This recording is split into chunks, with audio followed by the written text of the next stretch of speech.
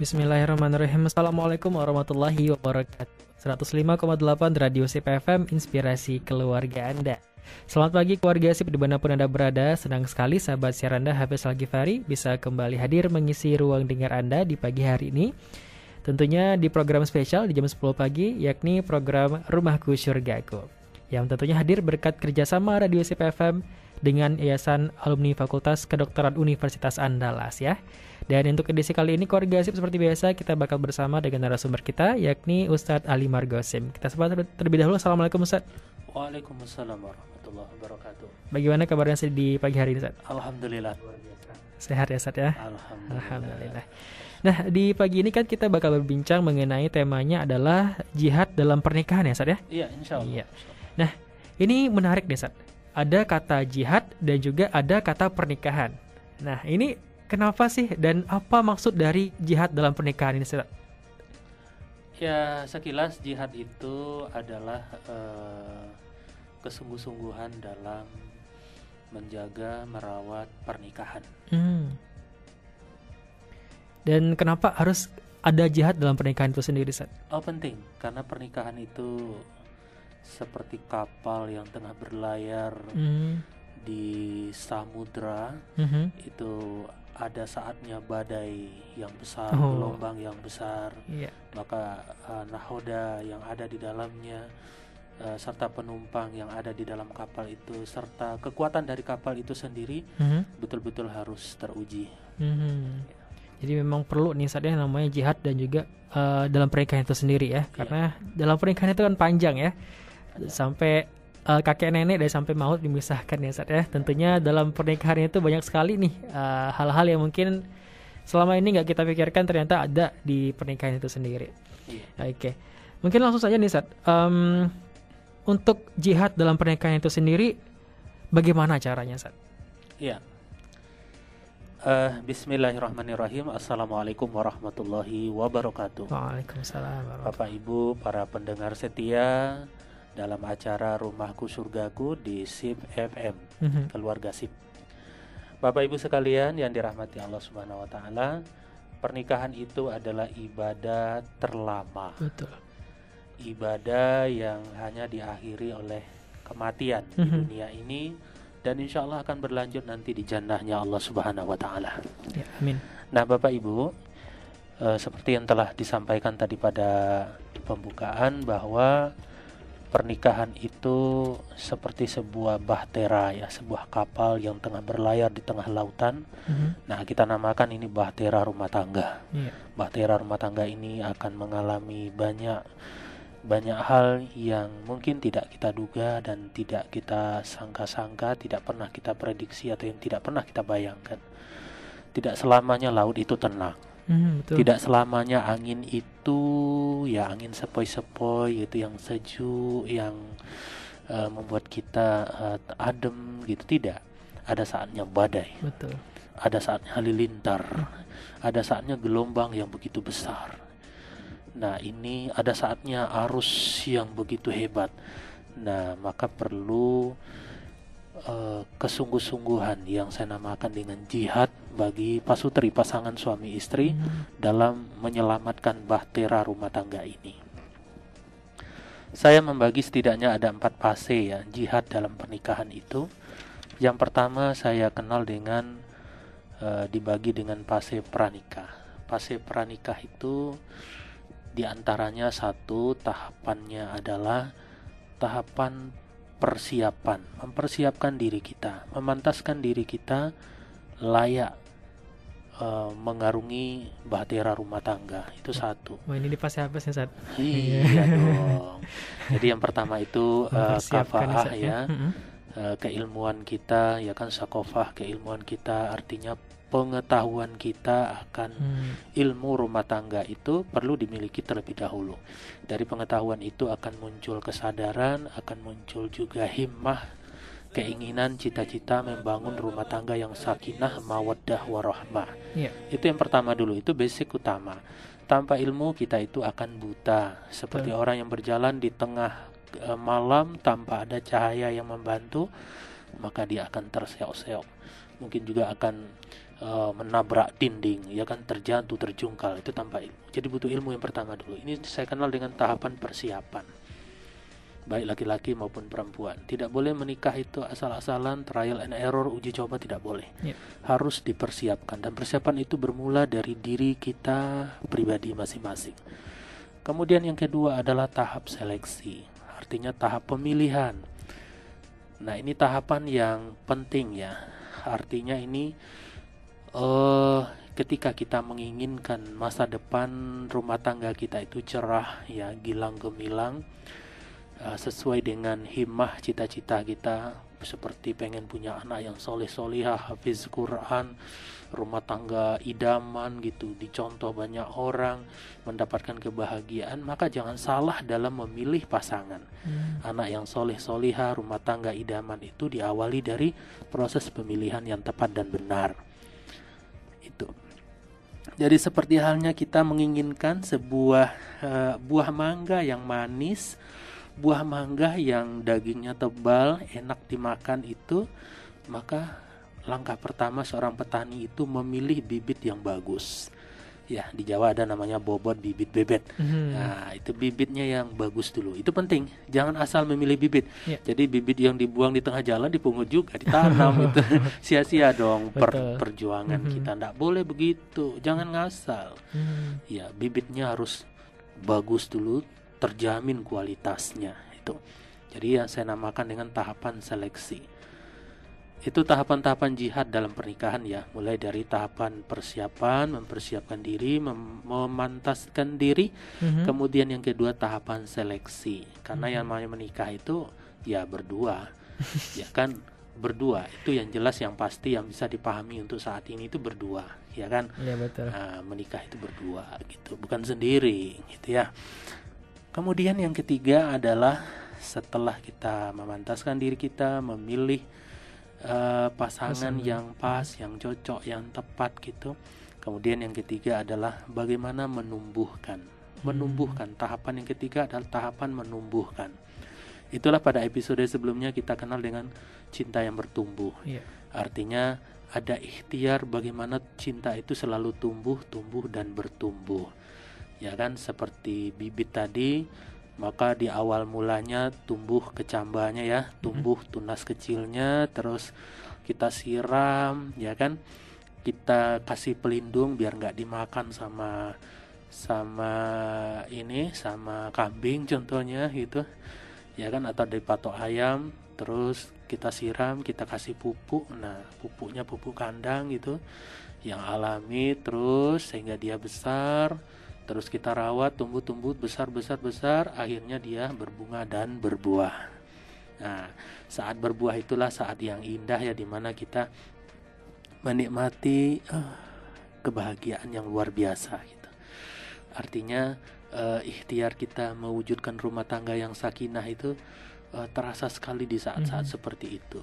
Bukan berarti di ikhtiar sebelumnya tidak, ya kan, proses itu indah.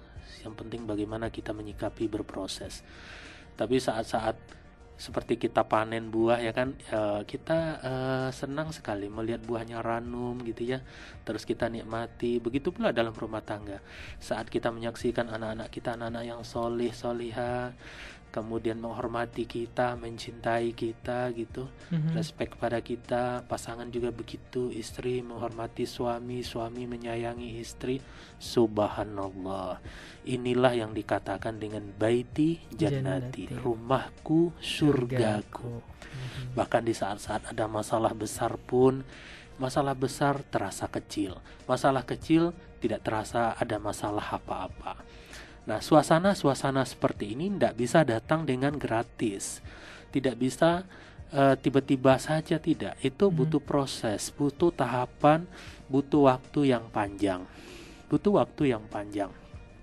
Nah, itu direncanakan dari awal. Nah, inilah yang namanya tahapan penumbuhan. Kita tumbuhkan, gitu ya. Ini sekilas dulu. Kemudian yang keempat adalah tahap penjagaan. Nah, bagaimana kita menjaga keluarga kita yang sakinah itu, yang bahagia itu, bagaimana kita menjaganya? Bagaimana menjaga cinta antara kita berdua, suami dan istri? bagaimana cinta itu tidak berbelok ke lain hati, ya kan? Betul. Mungkin di sesi berikutnya kita akan bahas berdua bukan untuk mendua.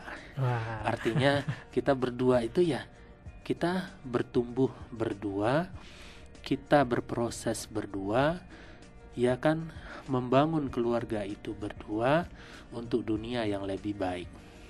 Nah itu, jadi tidak ada perselingkuhan dan segala macam. Ngomong-ngomong perselingkuhan itu sebetulnya asik untuk dibahas ya. Dan banyak orang bertanya, Ustadz, selingkuh itu dari mana sih bermula? Saya selalu jawab dari pikiran. Nah, tapi akan kita bahas pada session selanjutnya ya, episode yang akan datang. Baik, Ustaz. Saya kira untuk pengantar itu dari saya. Selanjutnya silakan Hafiz. Oke, Ustaz. Wah, luar biasa nih keluarga Asep ya. Pembahasan kita pada pagi hari ini ya.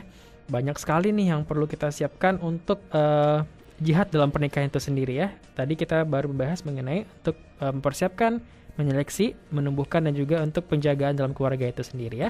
Bagi Anda yang punya pertanyaan silakan kirimkan pertanyaan Anda keluarga Asip di line interaktif kami di WhatsApp 0822 6811 4887. Silakan kirimkan pertanyaan Anda melalui WhatsApp ke nomor tersebut ya. Kita break sebentar ya Sat ya. Okay. Nanti kita bakal balik lagi setelah yang satu ini. Tetap bersama kami di Rumahku Surgaku, wujudkan keluarga idaman, dambaan kita semua.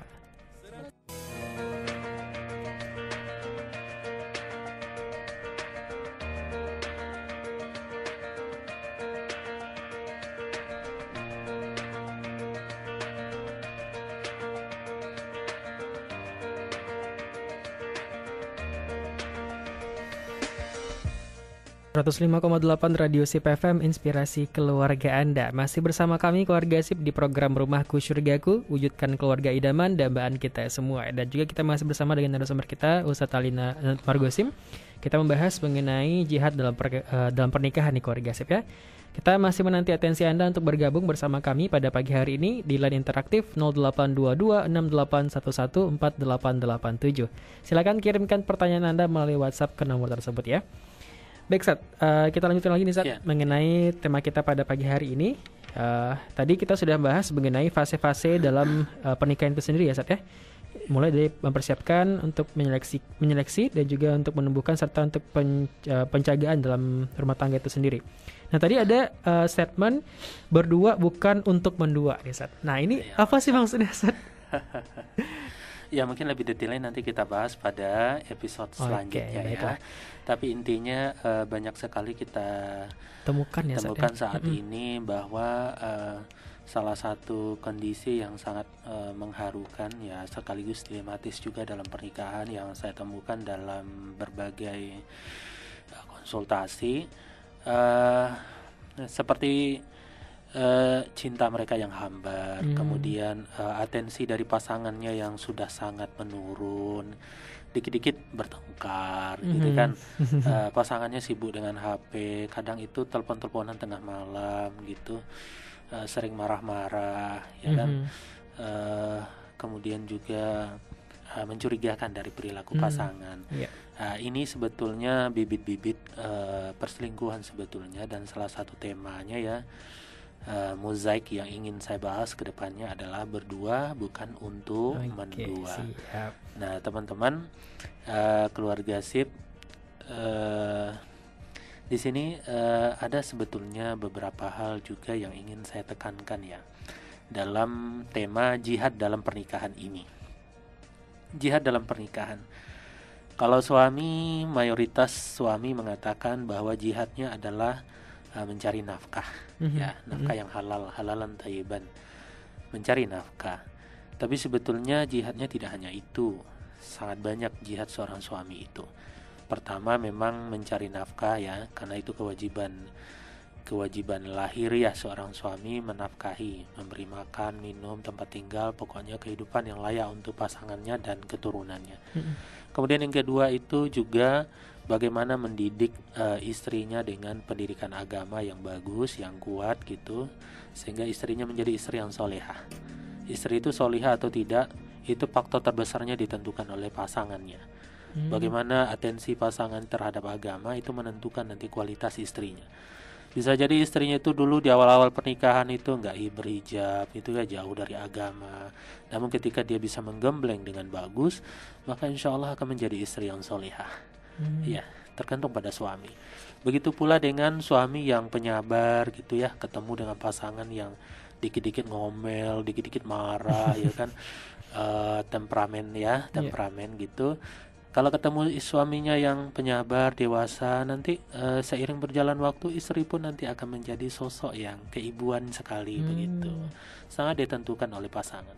Begitu pula sebaliknya, ada istri yang begitu dewasa di awal pernikahan gitu ya, dewasa sekali, terbina dengan baik gitu, tapi ketemu dengan suami yang temperamen, emosional gitu kan, tidak dewasa ya, istrinya nanti itu juga banyak yang menjadi seperti suaminya dalam bersikap. Nah, itu hal-hal yang ingin saya sampaikan juga, itu bentuk juga dari jihad. Begitu pula dengan istri. Ada beberapa kisah sebetulnya dari para sahabat dan sahabiah ya. Ini kisah ini sangat menarik sebetulnya. Ini jihad dalam mengelola emosi, ya kan?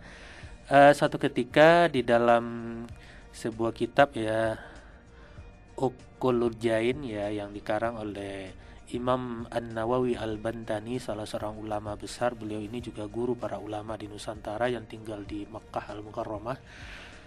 Ya, beliau itu pernah menulis dalam kitabnya yang tadi, mengatakan bahwa pernah dulu Abu Dzar Al-Ghifari itu udah maghrib ya, suasananya habis sholat maghrib ini, mendatangi rumah Umar bin Khattab, ya kan, baru sampai pintu yang terdengar apa? Yang terdengar suara istri Umar bin Khattab ini melengking keras sekali. Lagi ngoceh nih Sad ya.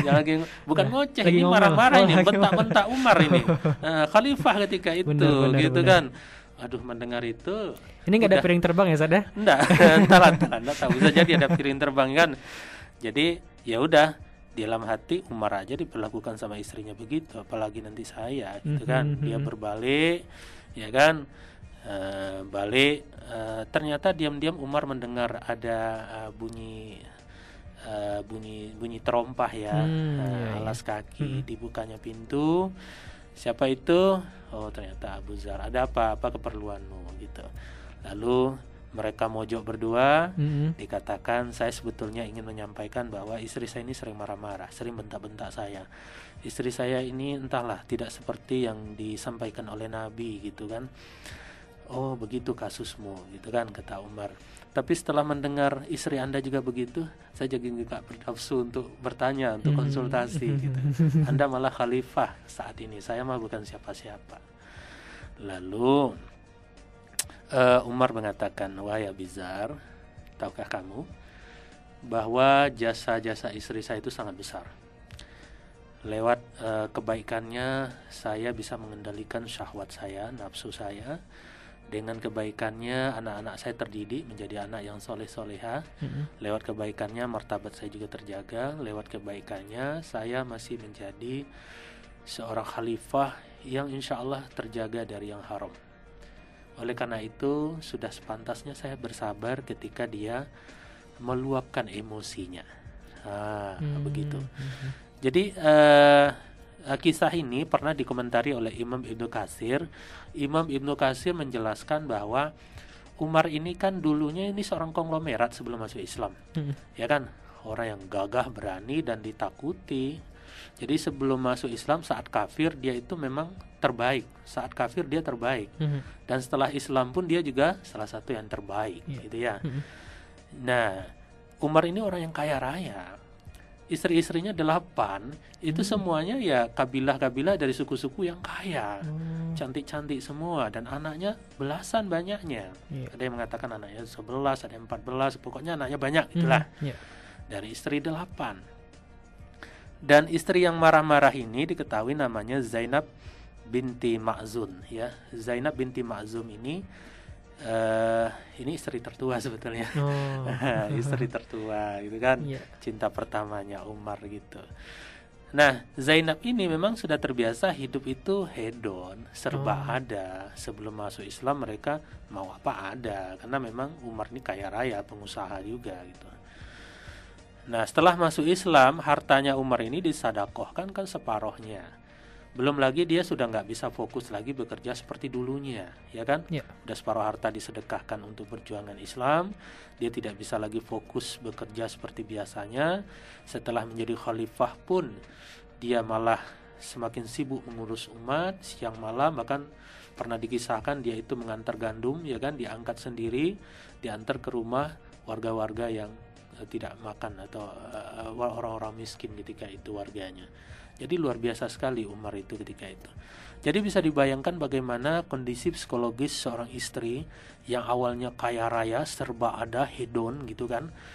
Nah, sekarang hidupnya berkekurangan, ya kan, untuk makan saja sudah alhamdulillah, dengan anak yang banyak. Itu butuh waktu. Sehingga Imam Ibnu Katsir mengatakan kisah ini tidak boleh digeneralisir. Nah, banyak ibu-ibu sekarang mengatakan, Allah, Umar saja seorang khalifah, ya dimarahi sama istrinya, dibentak-bentak. Apalagi kita boleh dong? Enggak boleh, enggak boleh, haram hukumnya. Itu perbuatan dosa. Dan kita juga nggak tahu, bisa jadi setelah marah-marah itu si Zainab binti Ma'dzum ini minta maaf ke Umar, kan? Ya kan, dia kan di bawah asuhan seorang khalifah. Satu dari 10 orang yang dijamin masuk surga. Masya Allah, Umar bin Khattab itu murabbinya, ya kan? Nah itu, jadi tidak bisa digeneralisir. Jadi di sini kepada para suami, Umar bin Khattab mengajarkan bagaimana jihad dalam mengelola emosi. Itu jihad. Seorang suami yang punya power dalam hal kekuatan fisik, harta, ya kan, dan segala macam, tapi dia tidak melakukan perlawanan ketika istrinya memberikan emosi yang berlebihan, tapi justru dia bersabar gitu kan, menunggu istrinya tenang, lalu mendidiklah di saat istrinya tenang itu, dididik dengan agama yang baik. Ini pelajaran bagi seorang suami untuk dewasa menyikapi kelemahan-kelemahan dari orang yang kita cintai. Begitu pula dengan istri. Jadikanlah ini sebagai bahan pembelajaran bahwa suami itu juga ada batasnya, ya. Suami itu juga manusia, jadi ini tidak bisa dijadikan sebagai landasan untuk berbuat kasar, berbuat keras, temperamen kepada pasangan yang kita cintai. Ini jihad dalam pernikahan, ini jihad emosi. Jihad yang kedua contohnya yang dilakukan oleh Rumaisyah. Rumaisyah ini Ummu Sulaim. Ummu Sulaim ini salah seorang istri yang cerdas, ya. Dan di kalangan ummahat ketika itu, ya, dia adalah termasuk salah seorang ibu-ibu yang cerdas. Dia menanyakan hal-hal yang tidak sempat terpikirkan oleh para ummahat ibu-ibu yang lain, para sahabiyah di zaman Nabi. Nah, Ummu Sulaim ini punya anak itu sakit, ya kan, sementara suaminya Abu Tolha masih di medan pertempuran, ya kan, belum pulang. Nah terus Ummu Sulaim mendapati anaknya sudah meninggal, lalu diselenggarakan prosesi pemakamannya sendiri dibantu oleh tetangga, dan dia pun berpesan kepada tetangganya, kepada keluarganya untuk tidak membicarakan, menyampaikan kepada Abu Tolha. Lalu beberapa hari kemudian Abu Tolha pulang. Apa yang dilakukan oleh Ummu Sulaim, seorang ibu yang lagi ditimpa musibah, ya kan, seorang anak yang dicintainya meninggal. Apa yang dilakukan? Yang dilakukan justru sesuatu yang luar biasa. Abu Tolha datang, dia sambut dengan senyum yang merekah, dengan pakaian yang bagus, dengan masakan yang enak. Abu Tolha mandi, diambilin handuk, ya kan, setelah air diambilin, setelah mandi Abu Tolha makan. Setelah makan pun mereka melakukan proses hubungan suami istri, ya kan, sehingga puaslah lahir dan batin seorang Abu Tolha. Begitu luar biasanya jihad seorang Ummu Sulaim dalam mengelola emosi. Ini lagi bersedih ini sebetulnya, tidak ada orang tua, ya, tidak ada seorang wanita yang tidak bersedih. Yang paling bersedih itu ya ibu. Ketika anaknya meninggal itu ibu yang paling bersedih, karena intensitasnya yang paling dekat anak itu kan dengan ibu, bukan dengan ayah. Ya, itulah yang dialami oleh Ummu Sulaim. Lalu seketika itu setelah tahu bahwa anaknya meninggal, Abu Thalhah pun marah dan melaporkan kepada Nabi. Maka Nabi mengatakan, sungguh Ummu Sulaim adalah istri yang solihah dan Allah akan mengganti dengan yang lebih baik. Dan akhirnya memang proses dari hubungan itu menghasilkan anak, dan jadilah anak-anak yang banyak setelah itu. Nah, jadi keluarga SIP yang dirahmati oleh Allah Subhanahu wa taala, mengelola emosi adalah jihad. Ya, emosi. Kemudian banyak sekali jihad itu ya. Bagaimana kita memandang pasangan kita, itu juga jihad. Ada orang yang memandang pasangannya itu dengan nilai yang biasa saja. Ada ya alhamdulillah, kalau ndak ada ya ndak apa-apa gitu. Ndak begitu bernilai pasangannya. Ya kan? Dalam hatinya Allah, kalau dia nggak ada yang lain banyak yang mau menggantikan. Nah, ini pikiran-pikiran seperti ini ya Ustaz ya, yang ini sebetulnya sudah ada persoalan sebetulnya. Makanya saya katakan persoalan itu bermula tuh dari pikiran memang. Betul. Dari pikiran. Mungkin itu ya. Iya Ustaz. Nah ini Ustaz, ini mungkin pikiran saya sendiri nih Ustaz. Kalau misalnya nanti ketika kita berumah tangga, misalnya kita habis pulang dari bekerja nih Ustaz, ini pikiran numpuk banget nih Ustaz, udah stres banget nih Ustaz. Terus tiba di rumah ternyata istri juga lagi marah-marah, ngomel-ngomel. Antara emosi negatif dengan emosi negatif, nah gitu tuh ntar bertabrakan, itu bagaimana cara menahan masing-masingnya tuh Ustaz? Oh iya, cara menahannya ini secara umum saja. Sebetulnya ada cara-cara yang lebih teknis dan lebih detail ya. Maka cara menyikapi hal yang seperti ini adalah satu, saya selalu menyarankan bahwa kita sebagai seorang suami ataupun seorang istri ya kan, kalau seorang suami jelas dia berkarir di luar, lebih banyak waktunya di luar ya kan, betul, untuk mencukupi kebutuhan keluarga, maka dia harus memakai tombol on off namanya. Ketika dia sampai di rumah, maka persoalan kantor jangan dibawa, harus stop. Ya kan, memasuki pintu rumah semua persoalan kantor, persoalan organisasi semuanya selesai, tidak boleh dibawa ke dalam. Tidak boleh dibawa ke dalam. Jadi kalau ada energi-energi negatif, buang dulu. Ya kan, pastikan bahwa kita akan menemui orang-orang terpenting. Ya, pasangan kita, anak-anak kita gitu, terpenting dan yang kita cintai. Itu satu. Banyak orang itu persoalan kantor, dia dimarahi oleh pimpinannya, sesampai di rumah justru dia marahi istrinya. Iya, itu dia. Itu tak boleh, tidak boleh. Dia di jalan ditilang oleh polisi, sesampai rumah dia marah-marah, nyalain polisi, sampai-sampai nanti istrinya juga kena semprot. Ini tidak boleh.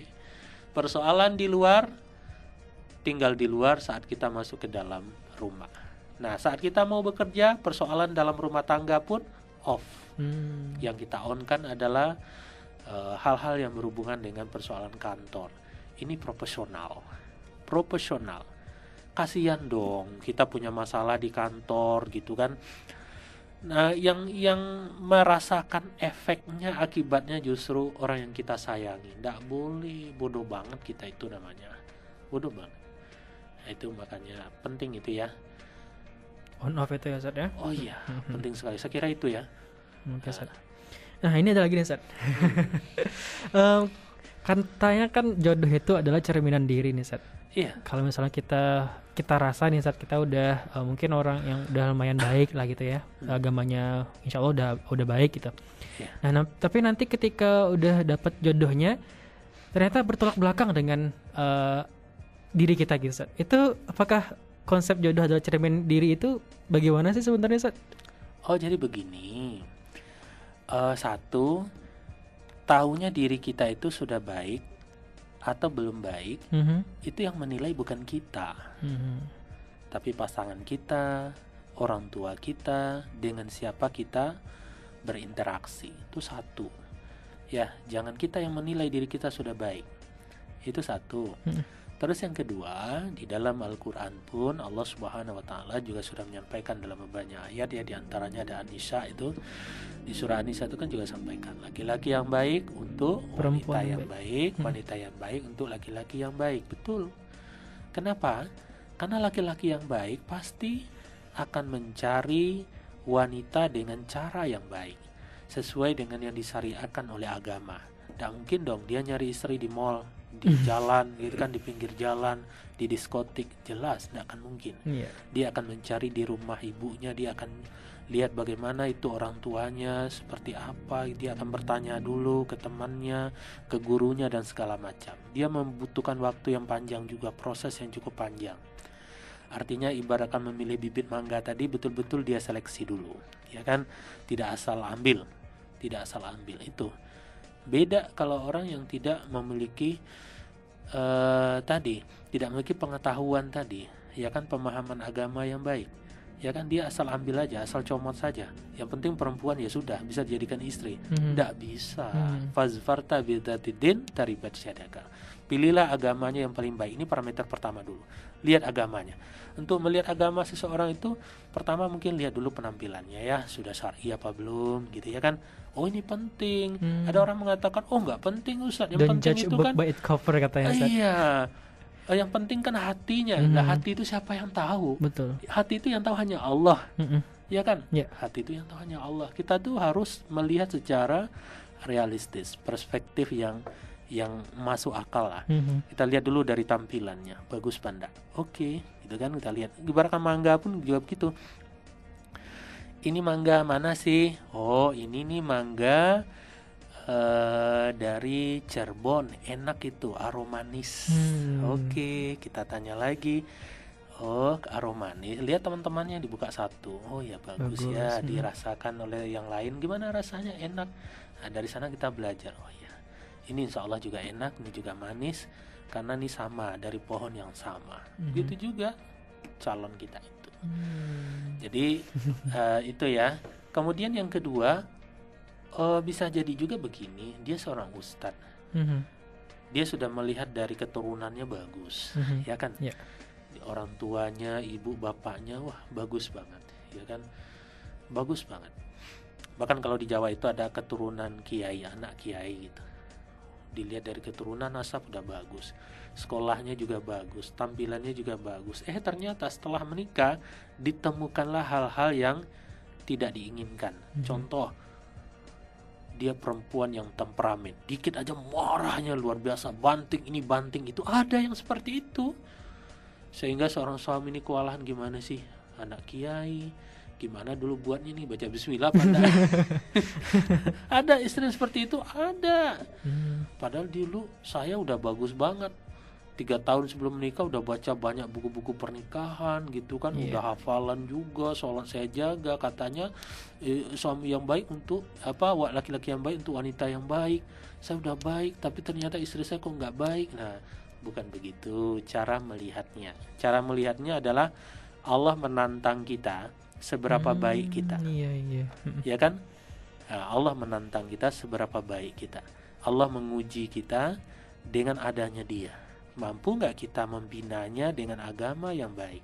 Mampu nggak kita mengarahkannya sehingga dia menjadi istri yang solihah? Tantangan. Itu dia ya Ustaz ya. Jadi liyabluwakum ayyukum ahsanu amala. Allah ingin mengujimu, ya kan? Apakah betul kita itu memiliki amal pengetahuan yang baik? Gitu ya. Oke, itu dia keluarga sip ya. Ternyata ada segala sesuatu ada jawabannya ya Ustaz ya. Iya. Nah, baiklah keluarga sip, kita masih menanti Anda untuk bertanya pada pagi hari ini. Silakan di 082268114887. Silakan kirimkan pertanyaan Anda di WhatsApp ke nomor tersebut ya. Kita masih ada satu segmen lagi, segmen terakhir nanti setelah yang satu ini. Keluarga sip, jangan kemana-mana, tetap bersama kami di Rumahku Surgaku, wujudkan keluarga idaman, dambaan kita semua.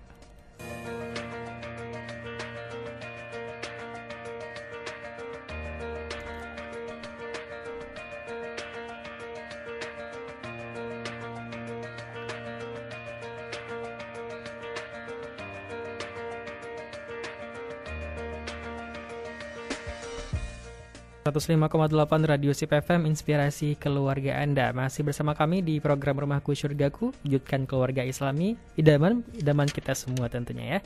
Dan kita ada segmen terakhir nih Ustaz, dan sudah hampir juga waktu ke jam 11 nih Ustaz ya. Oke, sebelum kita tutup Ustaz, mungkin ada closing statement terlebih dahulu Ustaz mengenai tema kita pada pagi hari ini. Keluarga sip yang dirahmati oleh Allah Subhanahu wa taala dalam program Rumahku Surgaku. Jadi memang salah satu mimpi kita dari program ini adalah Mm-mm. menjadikan rumah kita sebagai surga kita di dunia ini. Ya kan, sebelum kita betul-betul memasuki surga yang sebenar-benarnya, ya kan, maka mari kita ciptakan surga-surga kita di dunia ini, dan tempatnya adalah di rumah kita. Baiti jannati, kata Nabi SAW. Yang ingin saya sampaikan kepada kita semua ya, sebetulnya untuk diri saya pribadi gitu kan, dan mudah-mudahan bermanfaat buat kita semua, bahwa cinta itu harus diperjuangkan. Ketika ada persoalan, maka persoalan itu harus dicari solusinya secara bersama-sama. Jangan pernah lari dari masalah. Sebesar apapun masalah, ingatlah bahwa ada Allah yang maha besar. Allah yang akan memberikan solusi atas segala persoalan yang kita hadapi. Teruslah berbenah menjadi lebih baik, belajar terus-menerus tanpa putus-putusnya, dan jangan merasa lebih tahu, lebih pandai dan lebih bisa, tapi teruslah merasa kurang sehingga kita berikhtiar untuk bisa, untuk pandai, untuk tahu. Kemudian yakinlah tidak ada persoalan yang tidak ada solusinya. Tidak ada permasalahan yang tidak bisa diselesaikan. Ada Allah bersama kita. Yang penting luruskan niat, benahi proses kita sesuai dengan yang diajarkan oleh Nabi, yang diajarkan oleh Allah di dalam Al-Quran. Teruslah berikhtiar sehingga betul-betul terwujud rumahku, surgaku. Kalau kita yang mewujudkan, lalu siapa lagi? Terus yang kedua, untuk bahagia, untuk menikmati kesakinahan dalam berumah tangga, tidaklah susah, tidak pula berbiaya mahal. Yang perlu kita tata pertama kali adalah pikiran kita. Jadilah seorang muslim dengan kafaah yang siap sebagai seorang suami, sebagai seorang istri. Terakhir saya ingin mengatakan bahwa jika kita sudah berikhtiar, ya, jika ikhtiar sudah di titik terpahit, maka biarkanlah doa dan takdir bertarung di langit. Terima kasih. Iya, itu dia keluarga Sip ya, pembincangan kita pada pagi hari ini tentang jihad dalam pernikahan ya. Semoga dapat manfaatnya, dan terima kasih banyak kepada Ustadz yang telah memberikan ilmunya pada pagi hari ini. Sama-sama. Terima kasih. Insya Allah kita nanti ketemu lagi di pekan depannya Ustadz ya. Insya Allah. Baiklah keluarga Sip, kita tutup dengan subhanakallahumma bihamdika asyhadu an la ilaha illa anta astaghfiruka wa atubu ilaik. Assalamualaikum warahmatullahi wabarakatuh. Waalaikumsalam warahmatullahi wabarakatuh.